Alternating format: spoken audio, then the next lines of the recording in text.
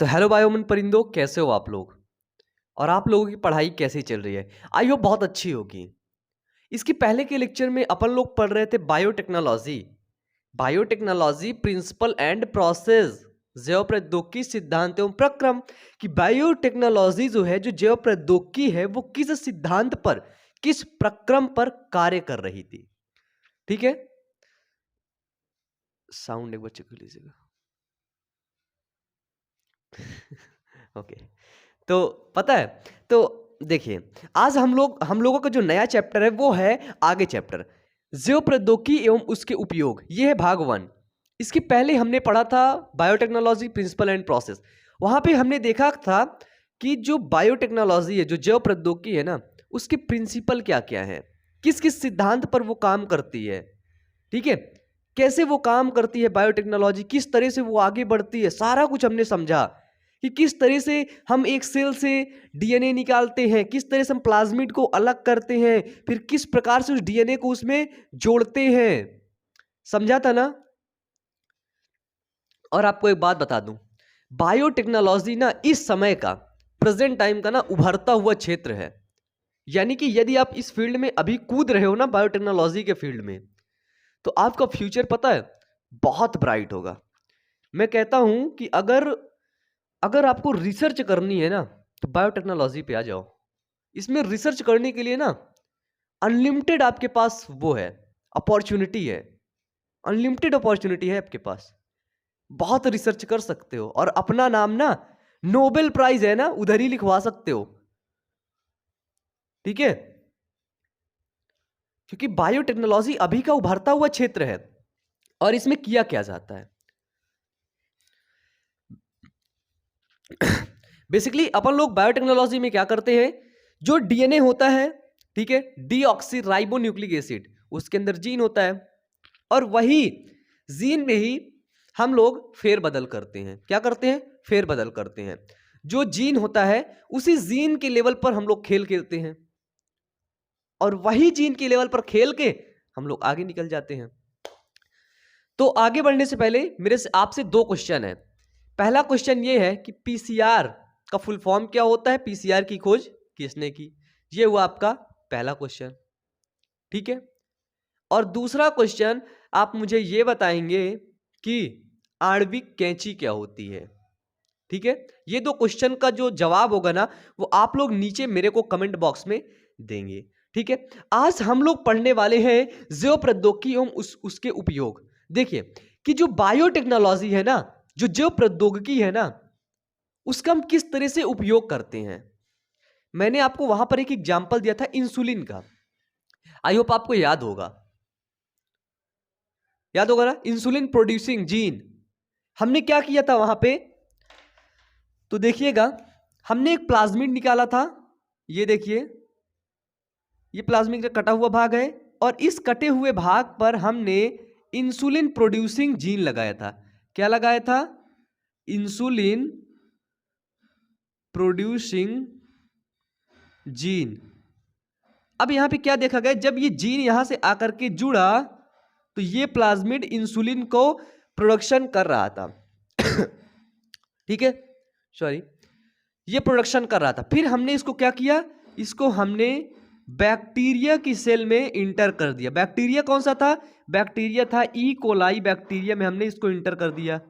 फिर ये E coli bacteria के अंदर क्या कर रहा है, इंसुलिन का प्रोडक्शन कर रहा है। फिर हमने और बैक्टीरिया की सेल पर इंटर कर दिया, और बैक्टीरिया की सेल पर इंटर कर दिया, खूब ढेर सारी बैक्टीरियाओं की सेल पर इंटर कर दिया, और इंसुलिन का प्रोडक्शन करने लगे। ठीक है, तो अब यहां पर क्या था, ये हमने प्रोसेस क्या किया था, ये हमने प्रोसेस किया था बायोटेक्नोलॉजी की। किसकी प्रोसेस किया था, ये हमने प्रोसेस किया था बायोटेक की। क्योंकि बायोटेक के सहायता से ही अपन लोगों ने इस जीन को इस जीन में जोड़ा। ठीक है, ये क्या है, ये एक डीएनए के भाग से हमने इसको निकाला, और बायोटेक की मदद से ही हमने इस जीन को इस जीन में जब जोड़ दिया, तो क्या हुआ, एक नया डीएनए बना।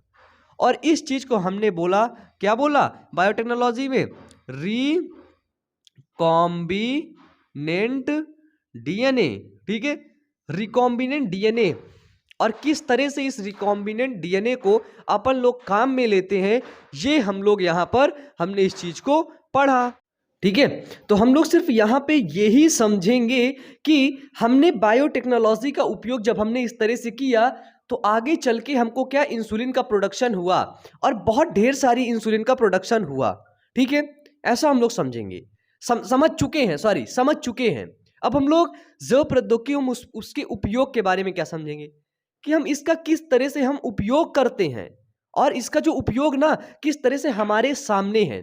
जैसा कि आप लोग ये समझिएगा, अभी देखिए अभी क्या हो रहा है, इस प्रेजेंट टाइम में टेस्ट ट्यूब बेबी को बढ़ावा मिल रहा है कि नहीं, आप लोग मुझे बताएंगे कि इस समय प्रेजेंट टाइम में क्या टेस्ट ट्यूब बेबी को बढ़ावा मिल रहा है कि नहीं, बताइए। टेस्ट ट्यूब बेबी क्या है? टेस्ट ट्यूब बेबी भी बायोटेक्नोलॉजी का ही एक हिस्सा है। ठीक है, बिना बायोटेक्नोलॉजी के टेस्ट ट्यूब बेबी की संभावना नहीं की जा सकती है। बताइए, क्या 100 साल पहले किसी ने सोचा था कि टेस्ट ट्यूब बेबी से, यानी कि एक मेल से स्पर्म को लेंगे, ठीक है, और एक फीमेल से ओवम को लेंगे और उसको लैब में ग्रो कराएंगे, उसको एक छोटा सा बेबी बनाएंगे, फिर उस लैब में ग्रो करने के बाद उसको फीमेल के ओवरी में इम्प्लांट कर देंगे? क्या 100 साल पहले किसी ने सोचा था? नहीं सोचा था, लेकिन आज बायोटेक्नोलॉजी में वो चीजें हो रही हैं और आपके सामने हैं। बताइए, आपने टेस्ट ट्यूब बेबी के बारे में पढ़ा है? कहां पर मैंने आपको पढ़ाया है? ह्यूमन रिप्रोडक्शन में। जब आप लोग ह्यूमन रिप्रोडक्शन पढ़ रहे थे, वहां पर मैंने आपको टेस्ट ट्यूब बेबी के बारे में बहुत अच्छे तरीके से आप लोगों को पढ़ाया है। तो जो बायोटेक्नोलॉजी है ना, बायोटेक है ना, वो बायोलॉजी की ना उभरती शाखा है। ठीक है, बायोलॉजी की, जिसमें जूलॉजी है। ठीक है, बायोलॉजी के दो भाग होते हैं, जूलॉजी और बॉटनी। ठीक है, तो बायोलॉजी की उभरती हुई शाखा है जूलॉजी की। ठीक है, बायोटेक्नोलॉजी। और बता दें, ये जो बायोटेक्नोलॉजी है ना, बायोटेक का प्रयोग हम लोग कहां पर करते हैं? ह्यूमन पर भी करते हैं और प्लांट पर भी करते हैं। और बायोटेक्नोलॉजी में हम सिर्फ और सिर्फ डीएनए को देखते हैं, डीएनए किस तरह से वर्क करता है, डीएनए की फिजियोलॉजी क्या है। अब मैं आपको बता दूं, अभी आप लोग देखे होंगे कैंसर का इलाज संभव नहीं है। क्या है? जो हमारा कैंसर होता है, कैंसर का इलाज संभव नहीं है। लेकिन मैं आपको बताता चलूं कि आने वाले 5 साल बाद, मुश्किल से, मैं ज्यादा से ज्यादा कह रहा हूं 5 साल, कम से कम 5 साल और ज्यादा से ज्यादा 10 साल के अंदर ही कैंसर का इलाज संभव होगा। अब आप लोग सोच रहे कैसे संभव होगा, तो आपको बताते चले कि जो कैंसर होता है ना, जैसे मेरे बॉडी में कैंसर होने की संभावनाएं हैं, देन वहां पे क्या होगा कि मेरा जो डीएनए का नाइट्रोजनस बेस का क्रम होगा ना, इनका जो अनुक्रम होगा ना, वो ऑटोमेटिकली बदल जाएगा, वो ऑटोमेटिक बदल जाएगा। वो बताना चाहेगा कि थोड़े दिन बाद ऐसे ऐसे होकर के कैंसर हो जाएगा, वो क्रम बदल जाता है इनका डीएनए का। यानी कि हम सिंपल भाषा में ये कह सकते हैं कि डीएनए के अंदर वो चीज लिख जाती है कि इतने दिन बाद तुमको ये होने वाला है। अब देखिए, डीएनए के अंदर ये चीज लिख गई, हमको क्लियर हो गया। अब उसको पढ़ने वाला भी तो कोई चाहिए। अब जो हमारे वैज्ञानिक है, जितनी भी हमारी रिसर्च टीम काम कर रही है, अभी तक वो इन सभी चीजों का रिसर्च पे लगी है और अनलिमिटेड प्रोग्रेस है, अनलिमिटेड अपॉर्चुनिटी है इस फील्ड में। ठीक है, आप लोग भी ना रिसर्च में बहुत अच्छा नाम अपना बना सकते हैं, बहुत अच्छा। यदि आप लोगों ने 12th के बाद बायोटेक्नोलॉजी से पढ़ाई की, आगे बहुत आगे तक जा सकते हैं, नाम आपका ना पूरी दुनिया जानेगी। ठीक है, मेंडल है ना, और कौन है बताइए, बहुत ढेर सारे वैज्ञानिक हैं, लेकिन इंडियन वैज्ञानिक बहुत कम आते हैं, है ना। देखो, जिंदगी में कुछ करना है ना, जिंदगी में यदि कुछ करना है ना, कुछ बड़ा करो, बड़ा करो, एक ब्रांड बनो, ताकि लोग ना आपको जाने। ठीक है, और नहीं वैसे तो देखो, नॉर्मल जिंदगी तो सभी लोग जीते हैं और जी के मर जाते हैं, उनको कोई दुनिया जानती तक नहीं है। ठीक है, तो आई होप आप लोग अच्छा करेंगे। ठीक है, चलिए हम लोग इस चैप्टर में पढ़ेंगे क्या। सबसे पहले हम लोग बायोटेक्नोलॉजी, जैव प्रौद्योगिकी एवं उसके प्रयोग, ठीक है, एवं उसके उपयोग में सबसे पहले हम उसका परिचय पढ़ेंगे। ठीक है, उसका परिचय क्या है, देखिए जैसे मैंने आपको बायोटेक्नोलॉजी प्रिंसिपल एंड प्रोसेस का परिचय थोड़ा सा बताया। ठीक है, परिचय पढ़ेंगे। इसके बाद हम लोग ये पढ़ेंगे कि कृषि में जैव प्रौद्योगिकी के उपयोग, कि हमने बायोटेक्नोलॉजी का जो प्रयोग किया कृषि में, ठीक है, उसको किस तरह से प्रयोग किया, कृषि में बायोटेक्नोलॉजी का किस तरह से प्रयोग किया, फिर ये पढ़ेंगे। फिर हम लोग पढ़ेंगे कि चिकित्सा में जैव प्रौद्योगिकी के उपयोग सॉरी, कि हमने चिकित्सा में, ठीक है, हॉस्पिटल में, चिकित्सा में जब हम लोगों का इलाज करते हैं उसमें हमने किस तरह से जैव प्रौद्योगिकी का उपयोग किया, है ना।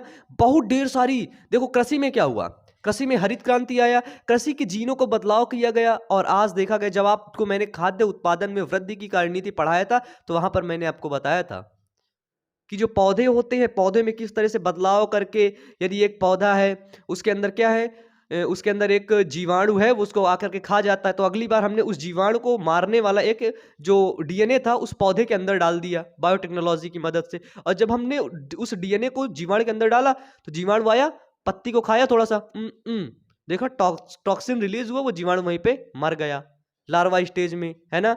गैम्बूसिया फिश होती है जो क्या करती है, मच्छर के लार्वा को खाती है ना। आपने खेत में लगाया, खेत में मॉस्किटो होते हैं, हुए मॉस्किटो आपकी फसल बर्बाद कर रहे हैं, आपने क्या किया, गैम्बूसिया फिश को डाल दिया, छोटे छोटी रहती गैम्बूसिया फिश, है ना, मच्छर के लार्वा को ढूंढ ढूंढ के खा जाएंगी, खाऊ खाऊ कर लेती हैं, है ना, करती हैं ना बच्चे, बिल्कुल। नेक्स्ट आता है चिकित्सा में जैव प्रौद्योगिकी का उपयोग, कि हमने चिकित्सा में किस तरह से जैव प्रौद्योगिकी को बढ़ावा दिया। आज आप लोग देख रहे हैं, मैं आपको कुछ नहीं बोलता, आप लोग खून चेक करवाने जाते हैं ना, वहीं पे देखिएगा बायोटेक्नोलॉजी का किस तरह से मदद होता है, कौन सा एंजाइम है, किस तरह डाल के आपकी ब्लड जांच करते हैं, सीबीसी करते हैं, एमपी करते हैं, विडॉल करते हैं, एलएफटी करते हैं, केएफटी करते हैं, ठीक है, आपके जो कफ की जांच करते हैं, है ना, बताइए, यूरिन यूरिन टेस्ट करते हैं, शुगर करते, सब कैसे करते हैं, सब आज बायोटेक्नोलॉजी की ही देन है। यदि मैं कहता हूं कि आज बायोटेक्नोलॉजी ना होती ना तो इन सभी चीजों की परिकल्पना नहीं कर सकते हैं, क्योंकि बायोटेक्नोलॉजी की मदद से ही आज ये सब किया जाता है। आप लोगों को बता दें, थोड़ा सा मुझे खांसी आ रही है, और खांसी का जो रीजन है ना, इसकी जो वजह है ना, थोड़ा सा लंग्स में इन्फेक्शन है। अभी हाल ही में मैंने डॉक्टर को दिखाया तो कुछ दवाएं उन्होंने प्रेफर किया और मैं उन दवाओं को ले रहा हूं, लेकिन फिलहाल उस तरह से भी मेरे को आराम नहीं मिला। लेकिन अब क्या करूं, आप लोगों के लिए पढ़ाना भी है ना, नहीं तो आप लोग नाराज हो जाते हो, और मैं, आप लोग मुझसे नाराज हो जाते हो, ठीक है, लेकिन मैं भी आप लोगों से नाराज हूं। वीडियो तो सभी बच्चे देखते हैं, सभी लोग देखते हैं, लेकिन लाइक कोई नहीं करता है। पता नहीं, लाइक में आपका पैसा लगता है। सर मैं कहता हूं, अगर लाइक में आपका पैसा लगता ना तो मेरे वीडियो पे ना सिर्फ एक ही दो लाइक आते हैं, पैसे दे के लाइक करने वाले बच्चे एक ही दो आते हैं। सोचिए, बिना पैसे के भी जब आप लोग लाइक नहीं करते हो तो यार बड़ा दुख होता है कि मैं इतना अच्छा वास्तव में पढ़ाता हूं, है ना। मैं नहीं पढ़ाता हूं, मैं कहता हूं मैं नहीं पढ़ाता, लेकिन आप लोग कमेंट करते सर आप बहुत अच्छा पढ़ाते हैं। अरे भैया, अच्छा पढ़ाते तो सपोर्ट भी करो ना, वीडियो को लाइक करो, ठीक है। जो हमारा दूसरा चैनल है बायोमन मोटिवेशन, उस चैनल पर भी जाओ, वीडियोस को देखो, ठीक है, मोटिवेशनल वीडियोस को देखो, किस तरह से हमारी बॉडी फिजियोलॉजी वर्क करती है, कैसे हम लोग आगे बढ़ेंगे, फ्यूचर में क्या करेंगे, वहां पर जाकर के उन सारी चीजों को समझो और जिंदगी में आगे निकलो, ठीक है। चलिए, अब हम सबसे पहले आपको यह बता दें कि जो जैव प्रौद्योगिकी है ना, उसकी हमने यहाँ पे दो फील्ड पढ़ ली। पहला, कृषि में जैव प्रौद्योगिकी का उपयोग, कहां पर, कृषि में जैव प्रौद्योगिकी का उपयोग, इसको मिटा दे। पता है, अपार संभावनाएं हैं जैव प्रौद्योगिकी बायोटेक्नोलॉजी में, ठीक है।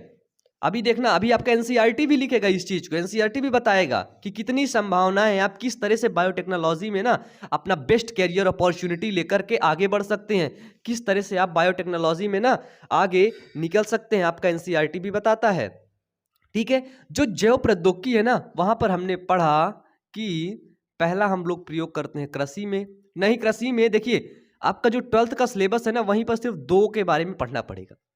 पहला कृषि के क्षेत्र में, और दूसरा है चिकित्सा में, चिकित्सा में जैव प्रौद्योगिकी का महत्व, ठीक है, ये पढ़ेंगे, ठीक है। लेकिन बायोटेक्नोलॉजी जो जैव प्रौद्योगिकी है वो और भी कहीं पर काम करती है, और भी हर जगह वर्क करती है। जैसे हरित जैव प्रौद्योगिकी क्या है, जैसे है हमारी हरित जैव प्रौद्योगिकी।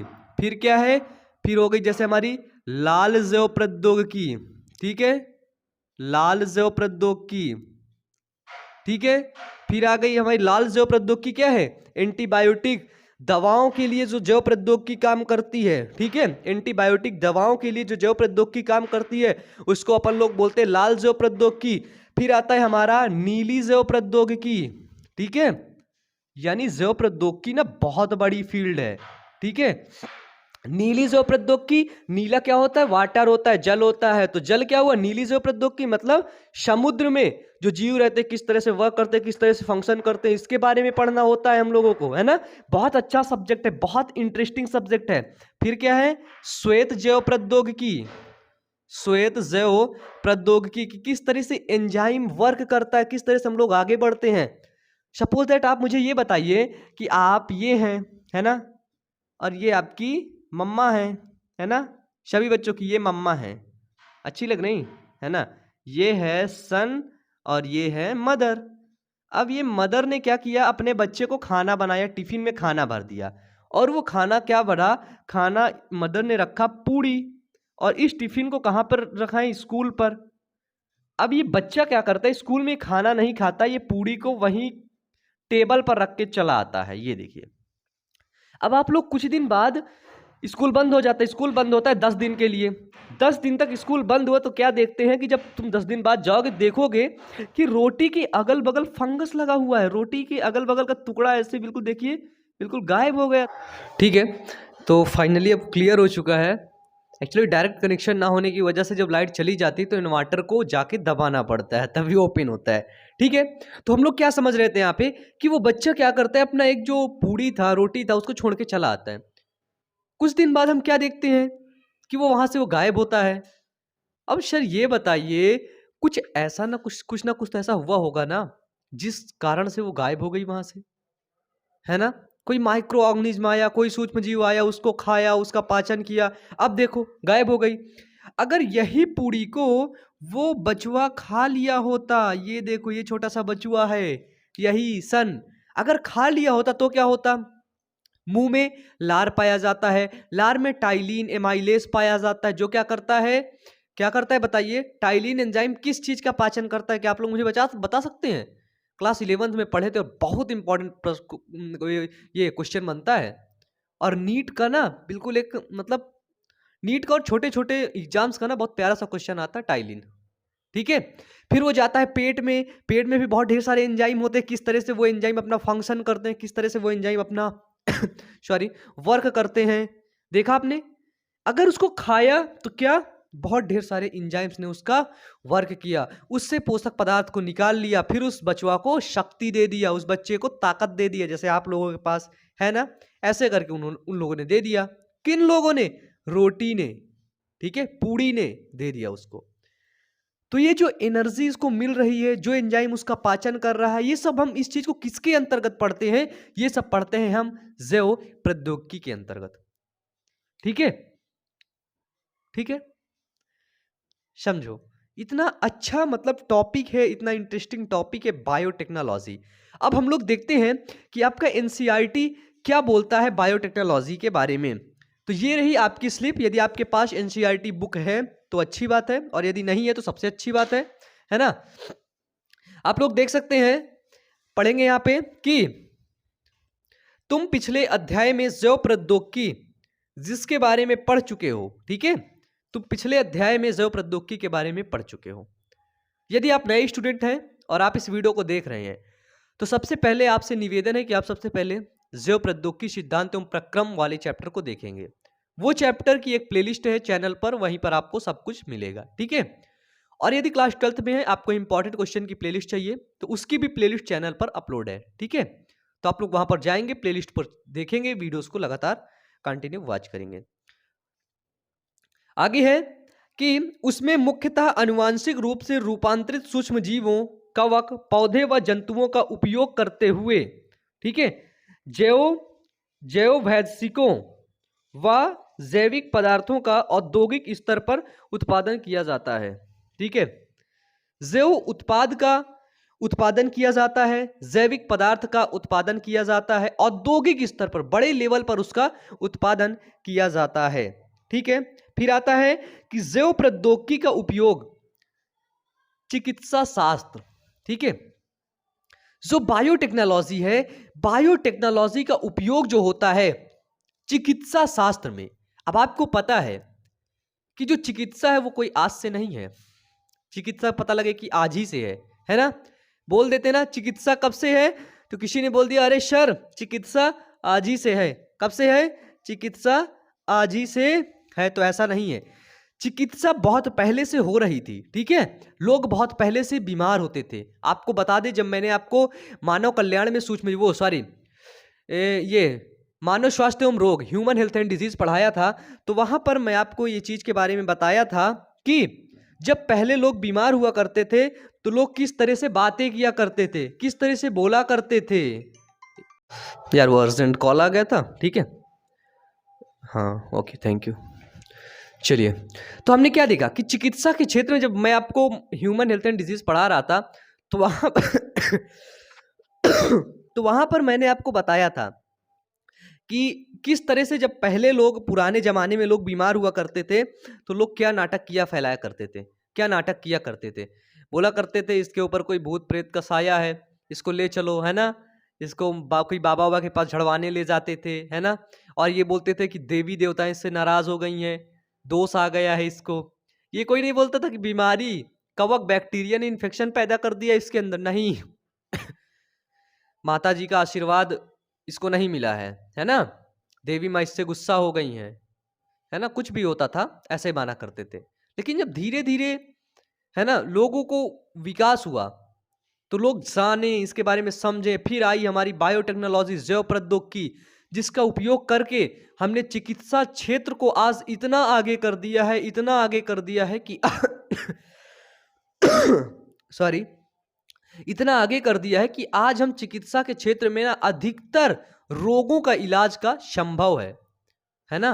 अधिकतर रोगों के इलाज के लिए आज हम तत्पर हैं कि रोग हो जा, तू रोग को बोलते तू हो जा, हम तेरे को ठीक कर देंगे, है ना। लेकिन एक ऐसा वक्त था कि जब बीमारी, रोग हो जाते थे, उनको ठीक करने वाला कोई नहीं होता था।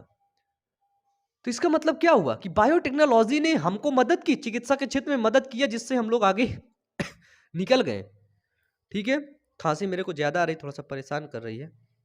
आगे जैव प्रौद्योगिकी का उपयोग चिकित्सा शास्त्र, निदान सूचक, कृषि में आनुवांशिकता रूपांतरित फसलें, संसाधित खाद्य, जैव सुधार, अपशिष्ट प्रतिपादन व ऊर्जा उत्पादन में हो रहा है। ठीक है, तो हम लोग समझ सकते हैं कि जैव प्रौद्योगिकी का उपयोग ना कितनी जगह पर हो रहा है। ठीक है, तो हम लोग इस चीज को समझते हैं कि जैव प्रौद्योगिकी से ना अब हम लोग घिर चुके हैं और इसमें अपार संभावनाएं हैं कुछ कर जाने की, आगे कुछ करके दिखाने की। और यदि अभी हम लोगों ने मौका छोड़ा ना तो आगे मौका नहीं मिलेगा अपन लोगों को। ठीक है, तो यहाँ पे क्या बोल रहा है कि चिकित्सा के क्षेत्र में जैव प्रौद्योगिकी का बहुत महत्व है, कृषि के क्षेत्र में जैव प्रौद्योगिकी का बहुत महत्व है। ठीक है, खाद्य के क्षेत्र में संसाधित खाद्य, जैव सुधार, अपशिष्ट प्रतिपादन, ऊर्जा उत्पादन में भी जैव प्रौद्योगिकी का प्रयोग हो रहा है। फिर नीचे दिया गया है कि जैव प्रौद्योगिकी के 3 विवेचनात्मक अनुसंधान क्षेत्र हैं। ठीक है, यानी कि 3 क्षेत्र ऐसे हैं जिसमें अनलिमिटेड अपॉर्चुनिटी है कुछ कर दिखाने की, कुछ आगे कर जाने की। ये 3 क्षेत्र नीचे दिए गए हैं, का, खा और गा लेकर के, 1, 2 और 3 को लेकर के 3 क्षेत्र नीचे दिए गए हैं और इनमें से बताया गया है तीनों क्षेत्र में कि आगे जो अपार संभावनाएं हैं वो क्या क्या हैं। ठीक है, तो हमने देखा और समझा कि भैया जो बायोटेक्नोलॉजी है ना वो उभरती हुई शाखा है और इस शाखा में हम अभी कुछ ना कुछ अच्छा कर सकते हैं, कुछ नया खोज सकते हैं, क्योंकि इसमें जो चीजें खोजी गई हैं ना, जिन चीजों की खोज हो चुकी है ना वो लगभग ठीक ठाक है। लेकिन इंसान की प्रकृति का स्वभाव कैसा होता है, इंसान की प्रकृति कैसी होती है, बेस्ट से बेस्ट करने की, है ना। यदि हमको कोई एंजाइम मिल गया है, सपोज दैट डीएनए को काटने वाला रिस्ट्रिक्शन एंडोन्यूक्लियस एंजाइम मिल गया है, उसमें से 5 मिनट लगते काटने में, तो हम क्या करेंगे, मानव की जो स्वभाव है, मानव की जो प्रकृति, वो करेगा यार कोई ऐसा एंजाइम ढूंढो जो इस डीएनए को 1 मिनट में काट दे। फिर कोई सोचेगा यार कोई ऐसा एंजाइम ढूंढो कि बस उस एंजाइम को डालो, डीएनए तुरंत खंडों में टूट जाए, तुरंत खंडों में कट जाए, मतलब सेकंडों में, है ना। तो उसमें आप कुछ नया कुछ नया कुछ नया खोज सकते हैं, ठीक है। पहला ऑप्शन क्या है आपके पास, पहला ऑप्शन है उन्नत जीवों जैसे सूक्ष्म जीवों या शुद्ध एंजाइम के रूप में सर्वोत्तम उत्प्रेरक का निर्माण। जो जीव हैं उनके जीव में सर्वोत्तम उत्प्रेरक का निर्माण। बताइए उत्प्रेरक क्या होते हैं, उत्प्रेरक, उत्प्रेरक होते हैं कैटलिस्ट। उत्प्रेरक क्या होते हैं, तो उत्प्रेरक एक ऐसे एंजाइम होते हैं, ठीक है, जो क्या करते हैं, जो कई प्रकार की चीजों में भाग लेते हैं, ठीक है। उत्प्रेरक हमारे क्या होते हैं, जैव एंजाइम होते हैं, ठीक है। जैसे जैसे क्या होती है, जैसे केमिस्ट्री में अपन लोग पढ़ते हैं कैटलिस्ट क्या होता है, तो कैटलिस्ट केमिस्ट्री में अपन लोग यही पढ़ते हैं कि जो उत्प्रेरक होते हैं वो जो क्रिया हो रही होती है उसकी गति को बढ़ा देते हैं, या फिर उत्प्रेरक डालने के बाद उसकी गति को धीमा कर देते हैं। गति को बढ़ा देना या गति को धीमा कर देना, यही होता है कैटलिस्ट, यही होते हैं उत्प्रेरक। जो यहां पर उत्प्रेरक का प्रयोग किया जा रहा है, जो उत्प्रेरक का प्रयोग किया जा रहा है, जैसे डीएनए लाइगेज, ठीक है, रिस्ट्रिक्शन एंडोन्यूक्लियेज, राइबोन्यूक्लियेज, है ना, बहुत ढेर सारे एंजाइम्स का, बहुत ढेर सारे उत्प्रेरक का, बहुत ढेर सारे कैटलिस्ट का प्रयोग किया जा रहा है।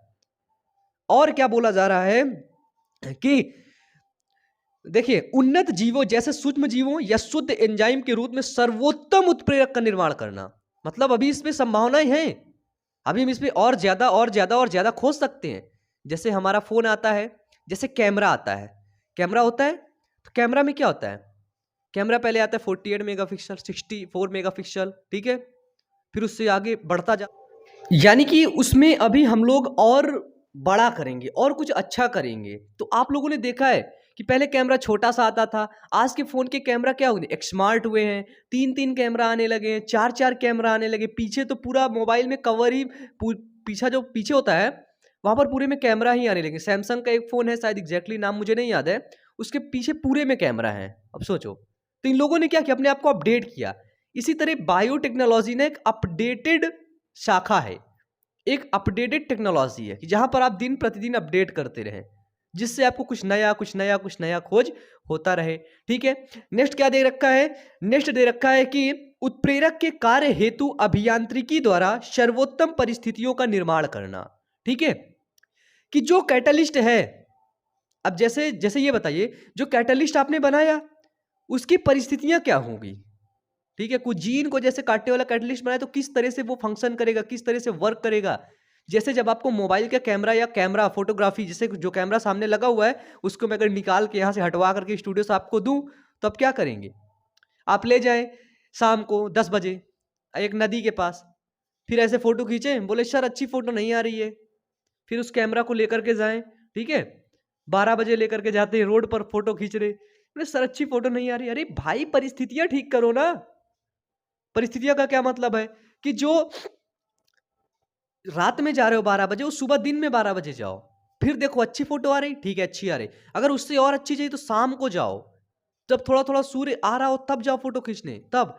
तो यहां पे क्या बोला गया सेकंड नंबर में कि उत्प्रेरक का कार्य हेतु, जो उत्प्रेरक का कार्य है उसके हेतु अभियांत्रिकी द्वारा सर्वोत्तम परिस्थितियों का निर्माण करना, कि उत्प्रेरक किस परिस्थिति में काम करेगा और किस तरह से वो फंक्शन करेगा, किस तरह से वो अच्छा करेगा, ये आप खोज सकते हैं, आपके लिए बिग अपॉर्चुनिटी है, ठीक है।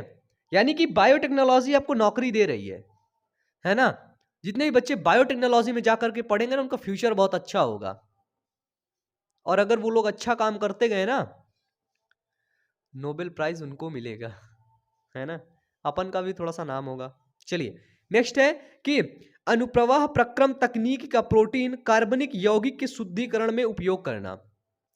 जब हमने आपको बायोटेक्नोलॉजी प्रिंसिपल एंड प्रोसेस में हम लोग पढ़ रहे थे ना, अनुप्रवाह संसाधन, है ना। अनुप्रवाह संसाधन में क्या किया गया, जो एक हमने देखा था, एक विलोडक होता है।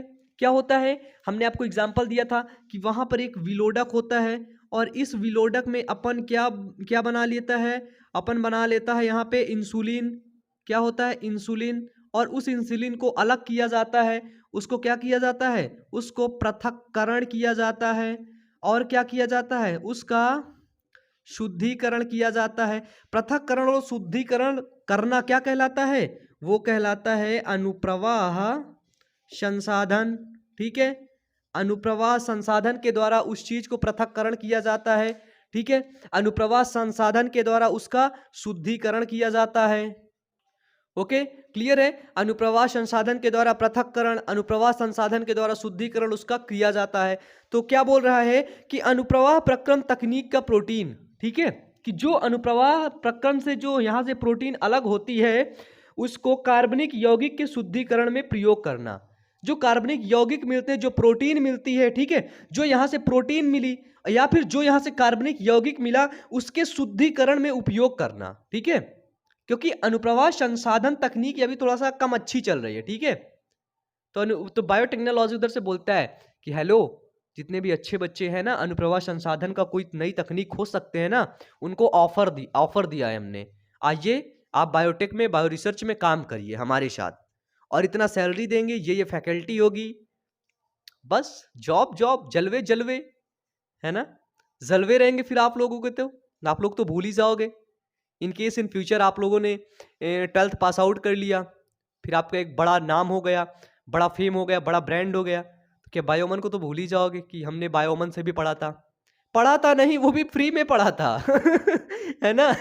ये बोलना पढ़ा था तो मतलब ठीक लगेगा, पढ़ा था भी, लेकिन जब ये बोलोगे ना कि फ्री में पढ़ा था तब और मजा आएगा कि यार बताओ फ्री में पढ़ाया था मेरे को।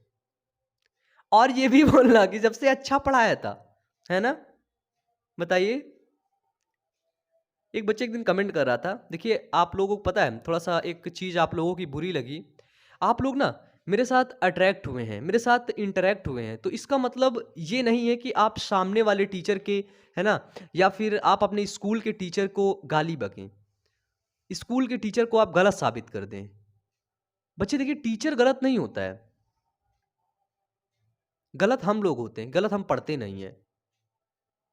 और कुछ टीचर होते हैं गलत, मानता हूं, लेकिन सब टीचर गलत नहीं होते हैं। तो एक बच्चे ने कमेंट किया था कि जहाँ पे मैं पढ़ता हूँ, एक्चुअली ऐसा कुछ थोड़ा सा खराब लिख दिया था, तो उसको मैंने समझाया, बताया कि बच्चे देखो ऐसा नहीं करते, क्योंकि जब आप अपने टीचर का नहीं सम्मान करोगे, टीचर की बात नहीं कहता हूं मैं, जो व्यक्ति आपको सिखा रहा है कुछ, ठीक है, कुछ भी सिखा रहा हो, उसका सम्मान करो, क्योंकि जब तुम उसका सम्मान नहीं करते ना, तब तुम जिंदगी में आगे जा ही नहीं सकते। आई गारंटीड, मैं गारंटी के साथ कहता हूं कि जो व्यक्ति तुम्हें कुछ सिखा रहा है और तुमने उसको अपमान किया, उसका अपमान किया, ठीक है, तो आप जिंदगी में आगे तक नहीं जा सकते हो। कोई कुछ आपको सिखा रहा है ना, उसका कर्जदार बनो, उसको बताओ, उसको हाथ जोड़ के बोलो कि सर मैं आपकी वजह से आज यहां तक हूं। जब आप ऐसा करते हो ना, तो आपके अंदर एक सीखने वाला जो गुण होता है ना, वो जगता है। और जब बच्चे, मैं कहता हूं कि जब सीखने वाला गुण आप लोगों के अंदर जगेगा ना, तो आप लोग इनकेस इन फ्यूचर में बहुत अच्छा करोगे। ठीक है, तो चलिए हम लोग अपने सिलेबस में आते हैं। यहाँ पे देखा गया नीचे, अब देता है आपका एनसीईआरटी क्या बोलता है। एनसीईआरटी तो बहुत अच्छा बोलता है, बस उसको समझना चाहिए। ये चैप्टर आपके पास बहुत पहले से था, लेकिन आपने कभी खोल के नहीं देखा, और आज यही चैप्टर पढ़ा रहा हूँ, बहुत अच्छा लग रहा होगा आपको। बताइए, सच सच दिल से बताएंगे बच्चे, दिल से बताइए आप लोग, सच में ये चैप्टर पढ़ के जो मैं पढ़ा रहा हूँ अच्छा लग रहा है कि नहीं, बताइए। और सभी बच्चों से एक विनम्र निवेदन है यार, ठीक है, ये है भाग 1, और भाग 1 में ना हम लोग फुल डिटेल से फुल एनालिटिक करते हैं चैप्टर का। फिर भाग 2 से हम लोग ट्रेन में बैठते हैं, भाग 3 में हेलीकॉप्टर में, फिर रॉकेट में बैठ के पूरा चैप्टर खत्म कर देते हैं, है ना। तो भाग 1 है तो पैदल चलेंगे, और जब पैदल चलते हैं ना, तो पैदल चलने के लिए खूब एनर्जी चाहिए। तो भाग 1 के लिए ढेर सारा कमेंट होना चाहिए और लाइक, सभी बच्चे, मैं विनम्र निवेदन करता हूं सबसे, ठीक है, कि लाइक करके जाना यार वीडियो को, है ना। लाइक नहीं करते तुम लोग हौसला तोड़ देते हो। कभी कभी कभी कभी मन टूट जाता है, अंदर से यार टूट जाता है कि यार बताओ ये बच्चा आया लाइक नहीं किया, है ना। तो वीडियो को लाइक कर दो, ठीक है। अब आपका एनसीईआरटी क्या बोलता है? एनसीईआरटी बोलता है, कब सुन लिए एनसीईआरटी बोलता है? अबे बॉस एनसीईआरटी नहीं बोलता, मैं बोल रहा हूँ बच्चे, है ना। एनसीईआरटी खाली लिख दिया है, बोला है तुम बोल बोल के पढ़ाओ, है ना। एनसीईआरटी काम है लिख देना, छाप देना बड़े बड़े वर्ड को, जो कि बच्चा समझ ना पाए। वो पढ़े तो कंफ्यूज हो जाए कि यार एनसीईआरटी क्या कह रहा है। एनसीईआरटी से अच्छा है कि मैं मूवी देख लूं। अरे गजब अच्छी सोच है आप लोगों की, है ना। चलिए फिर लिखता है कि अब हम पता लगाएंगे। अरे बाबा क्या पता लगाएंगे हैं?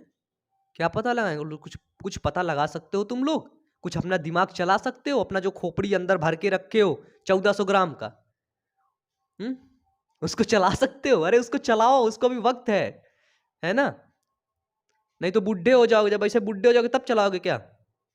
जब थोड़ा एज उठेगी तब BMW चलाओगे, ऑडी चलाओगे, मर्सिडीज चलाओगे, तब दिमाग चलाने का टाइम थोड़ी ना रहेगा। अभी दिमाग चलाओ, अभी दिमाग चला के कुछ ऐसा गेम डिजाइन कर दो ताकि बाद में दिमाग ना चलाना पड़े। क्या चलाना पड़े? बड़ी बड़ी गाड़ियां चलानी पड़े, बड़े बड़े घर को देखना पड़े, घर को भी चलाना पड़े, है ना। ऐसे करो। चलिए इसमें लिखा है कि अब हम पता लगाएंगे कि मनुष्य जैव प्रौद्योगिकी का उपयोग विशेष रूप से, है ना, स्वास्थ्य व खाद्य उत्पादन के क्षेत्र में जीवन स्तर के सुधार के विकास में किस प्रकार से लगा हुआ है। यानी कि अब हम लोग इसके आगे पढ़ेंगे कि जो मनुष्य है, जो मानव है, वो चिकित्सा के क्षेत्र में और कृषि के क्षेत्र में किस तरह से वो लगातार विकास करता जा रहा है, और लगातार उस विकास से वो क्या कर रहा है, वो फायदे की चीजों को वहां से ले रहा है और वो आगे बढ़ रहा है। चिकित्सा के क्षेत्र में क्या किया? बायोटेक्नोलॉजी की मदद से बड़े बड़े, है ना, क्या करता है मनुष्य? बायोटेक्नोलॉजी की मदद से चिकित्सा के क्षेत्र में बहुत विकास किया। बताओ, अभी बताया था ना जांच का एग्जांपल, खून जांच, लैब में जाओ देखो चिकित्सा के क्षेत्र में। इसके बाद मेडिसिन में आओ, दवाओं में आओ, देखो एंटीबायोटिक कितनी प्रयोग हुई, मेरोपेनम, लियोपेनम, एजिथ्रोमाइसिन, रिफामिन, है ना। बहुत ढेर सारी एंटीबायोटिक का निर्माण होता गया। कैसे हुआ? सब बायोटेक्नोलॉजी की देन है। यदि बायोटेक्नोलॉजी ना होती तो आज हम इन चीजों की संभावना ना कर पाते। यदि बायोटेक्नोलॉजी ना होती तो आज हम टेस्ट ट्यूब बेबी का प्रोग्राम ना कर पाते। यदि आज बायोटेक्नोलॉजी ना होती तो आज हम उन्नत जो किस्में होती ना, अच्छी अच्छी किस्मों का निर्माण ना कर पाते। सभी चीजों के लिए बायोटेक्नोलॉजी जिम्मेदार है। यहां पर जो विज्ञान होती है, पौधों के बारे में पढ़ा जाता है। पौधों में आपने देखा, भी आगे पढ़ाऊंगा, बीटी के पास क्या है, ये क्या है, वो क्या, बहुत बहुत अच्छी अच्छी चीजें है ना। तो वहां पे क्या होता है? बायोटेक्नोलॉजी जीन के लेवल पर किसी पौधे का जीन निकाल के उस पौधे में डालते हैं, फिर देखते हैं क्या होता है, फिर उसका डीएनए का अनुक्रम को पढ़ते हैं, देखते हैं वैज्ञानिक। यार काफी मतलब इंटरेस्टिंग सब्जेक्ट है बायोटेक्नोलॉजी। और मैं यही चाहता हूं कि ये जो बायोटेक्नोलॉजी इंटरेस्टिंग सब्जेक्ट है ना, ये इंटरेस्टिंग बना रहे। मुझको इसको बोरिंग नहीं बनाना है आप लोगों को, कि बोरिंग बना दो, समझ ना आए, ऐसे मुंह लटका के बैठे रहो, ऐसे नहीं करना है। बिल्कुल इंटरेस्टिंग बनाना है और इंटरेस्टिंग तरीके से आप लोगों को पढ़ाना है, ठीक है। तो आप लोग भी अच्छे तरीके से पढ़ेंगे और मेहनत करेंगे, और मेरा भी आप लोग सपोर्ट करेंगे, ठीक है। सपोर्ट में मैं कुछ नहीं मांगता आप लोगों से, कोई पैसे नहीं मांग लिया कि, है ना, बहुत पैसे मांग लिया, अब तो तुम लोग दे नहीं पाओगे। अब जब पैसे नहीं दे पाओगे तो बायोमन तुम्हें पढ़ाएगा नहीं, ऐसा नहीं है भैया। बायोमन फ्री ऑफ कॉस्ट पढ़ाएगा, ठीक है। और जहां पर मैं ट्यूशन देता हूं बच्चों को, वहां पर भी फीस ना के बराबर, ना के बराबर, पता है मतलब बहुत कम। जितने में आप लोगों का एक महीने का रिचार्ज होता है ना, उसके आधा। अब सोच लो उसके आधा में कितना ज्यादा पढ़ाता, कितना अच्छा पढ़ाते हैं, ये बताओ। कितना रिसर्च, ये वो एनालिटिक, उसके बाद सोचो सोशल मीडिया प्लेटफॉर्म पर आके इतनी सारी चीज़ों को हैंडल करना, और उनको पे आउट करना होता है बच्चे। ऐसा नहीं है कि मैं पढ़ा रहा हूँ तो सारी चीज़ें मेरे अंडर पर हैं।